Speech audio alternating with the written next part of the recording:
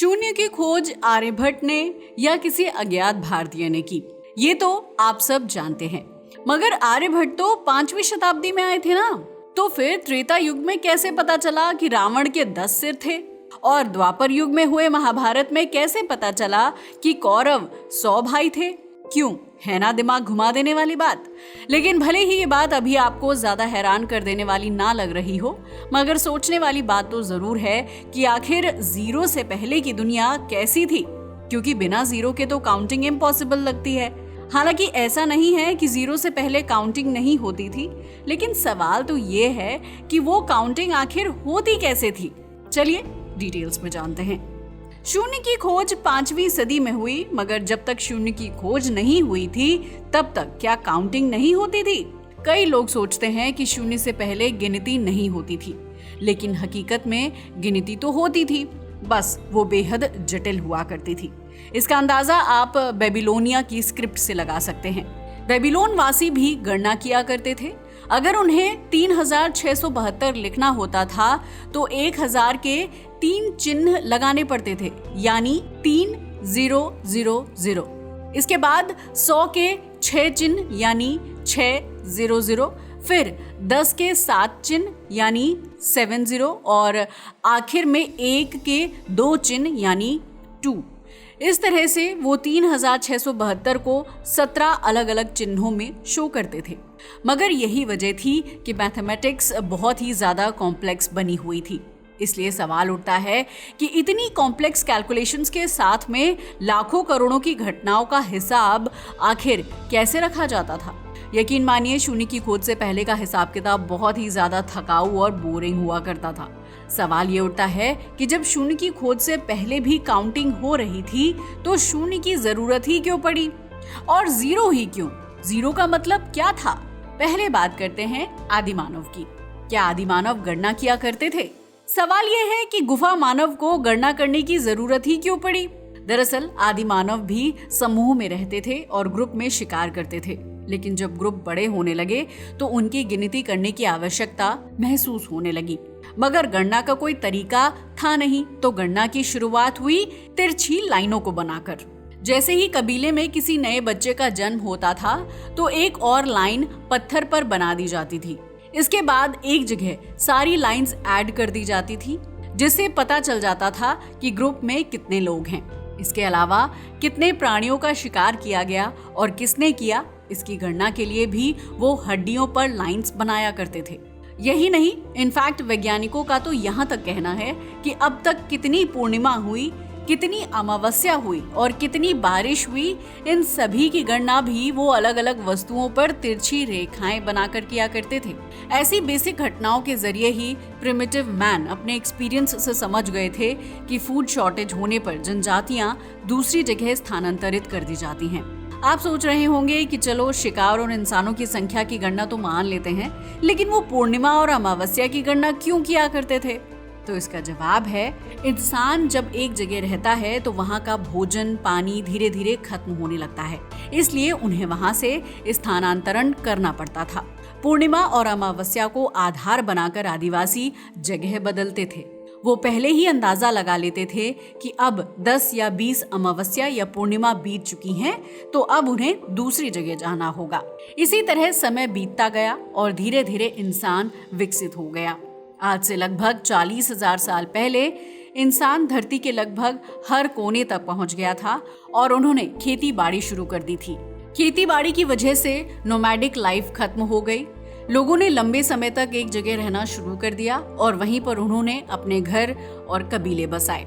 धीरे धीरे जनसंख्या बढ़ने लगी, कबीले विकसित होते गए, साथ ही खेती के टूल्स, यूटेंसिल्स एंड एनिमल्स की भी गिनती जरूरी बन गई थी, क्योंकि अब वो इतनी जटिल गणनाएं आड़ी तिरछी लाइनों के जरिए याद नहीं रख सकते थे। इसलिए उन्हें सटीक गिनती करना जरूरी हो गया और इसकी शुरुआत हुई थी अफ्रीका के स्वाजीलैंड में। दरअसल अफ्रीका के स्वाजीलैंड में लगभग 22,000 साल पुरानी एक हड्डी मिली थी, जिसका नाम लेबोम्बो बोन रखा गया है। अगर इस हड्डी की बात करें तो ये ह्यूमन कैलकुलेशन मेथड का अब तक का सबसे पुराना सबूत माना जाता है। आप जानकर हैरान रह जाएंगे कि इस हड्डी के ऊपर बहुत ही बारीकी से हॉरिजॉन्टल लाइनें बनाई गई थी। ऐसा माना जाता है कि ये किसी शिकारी गुफा मानव ने अपने अनुभव के आधार पर बनाई थी, ताकि ये हिसाब रखा जा सके कि किसने कितना शिकार किया है। ये बहुत ही पुरानी, बेसिक और ओल्ड गणना है। ऐसी गणनाओं में सबसे बड़ी समस्या ये होती थी कि जब भी 100 या 150 की संख्या हो जाती थी तो इन लाइनों को लिखना और बनाना दोनों बहुत मुश्किल हो जाता था। शायद यही वजह है कि 23,000 से 30,000 साल पहले किसी ने एक नया रास्ता खोज निकाला था।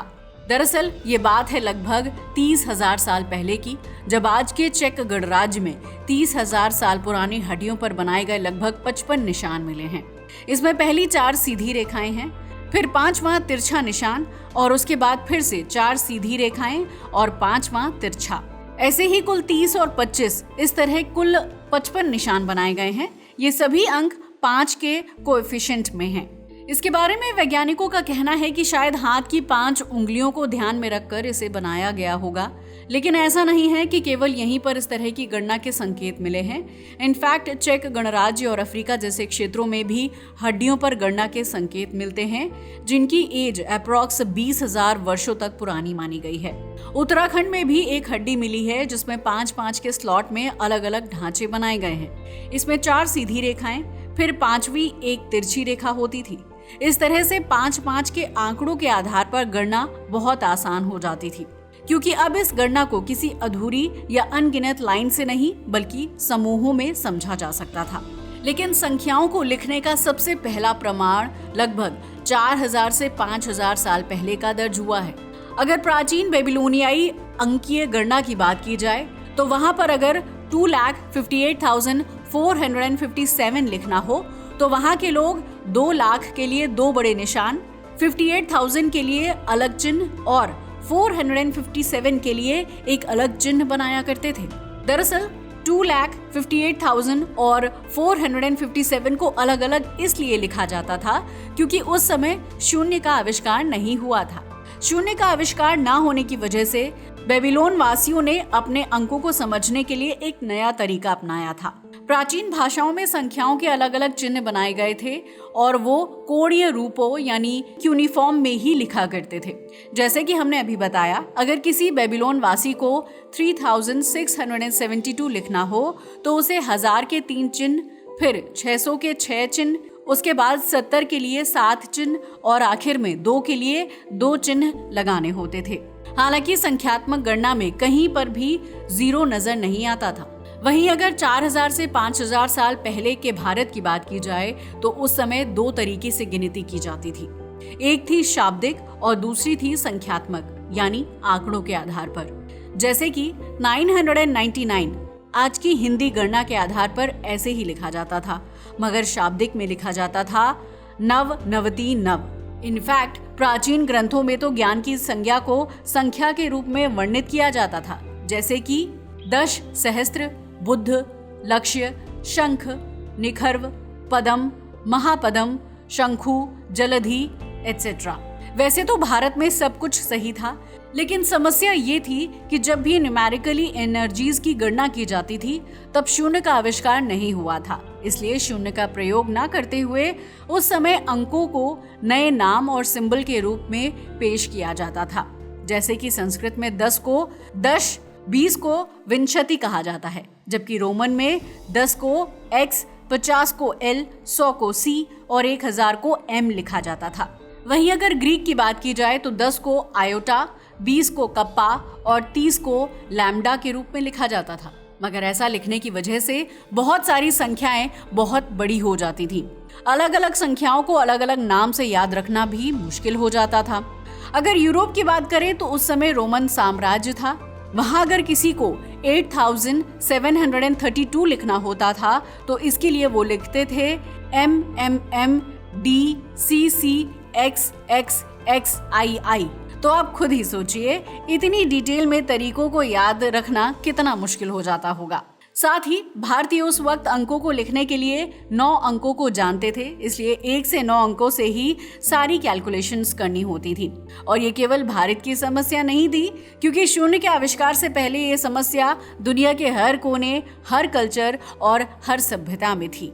हालांकि उस वक्त भी बड़ी बड़ी गणनाएं होती थी, उन्हें किसी भी तरीके से कर लिया जाता था। लेकिन जब डिवीजन, मल्टीप्लाई, साइन थीटा या कॉस थीटा जैसी गणनाएं करनी होती थी तब गणना बहुत कठिन हो जाती थी। इसी वजह से उस समय दुनिया के किसी भी कोने में कभी भी कोई बड़ा मैथमेटिकल इन्वेंशंस नहीं हो पाया। मगर फिर आया साल 476 ईस्वी, जब जन्म लिया आर्यभट्ट ने, और यही वो समय था जब गणित की दुनिया ही बदल गई। मैथमेटिक्स ने बहुत बड़ी करवट ली। आर्यभट्ट ने कहा कि कई सारे नंबरों का उपयोग करने के बजाय हम शून्य की सहायता से सिर्फ एक शून्य के जरिए ही बहुत बड़ी बड़ी संख्याएं शॉर्ट में लिख सकते हैं। आर्यभट्ट की मुख्य खोज केवल गणना सॉल्व करना नहीं था, बल्कि शून्य पर आधारित दशमलव पद्धति थी, जो उस समय शून्य प्रणाली से भी कहीं ज्यादा एडवांस थी। इसके बाद आर्यभट्ट के जन्म के बाद जन्म हुआ ब्रह्मगुप्त का। ब्रह्मगुप्त ने लोगों को मैथमेटिक्स की डीप कैलकुलेशन सिखा डाली। दरअसल शून्य को असल में गणित में परिभाषित करना आर्यभट्ट ने नहीं बल्कि ब्रह्मगुप्त ने किया। उन्होंने ही बताया कि 1 - 0 = 1 होता है, और अगर किसी भी चीज को 0 से मल्टीप्लाई किया जाए तो वो 0 में मिल जाएगा। ब्रह्मगुप्त के बाद लगभग 100 साल बाद जन्म हुआ भारत के एक और महान गणितज्ञ भास्कराचार्य का। भास्कराचार्य ने शून्य के संबंध में अंतिम और सबसे महत्वपूर्ण नियम प्रतिपादित किया, जिसे हम आज जानते हैं, 1/0 = इन्फिनिटी। तो देखा आपने, जब शून्य ही नहीं था तब कैसी थी गणना, और जब शून्य आया तो कैसी पूरी दुनिया का गणित ही बदल गया। तो दोस्तों, ये थी कहानी शून्य के आविष्कार की। वैसे आपका इसके बारे में क्या ख्याल है? अपनी राय हमें कमेंट करके जरूर बताइएगा। आज के लिए बस इतना ही। वीडियो अच्छा लगा हो तो इसे लाइक और शेयर करें और हमारे चैनल को सब्सक्राइब करें। जय हिंद दोस्तों।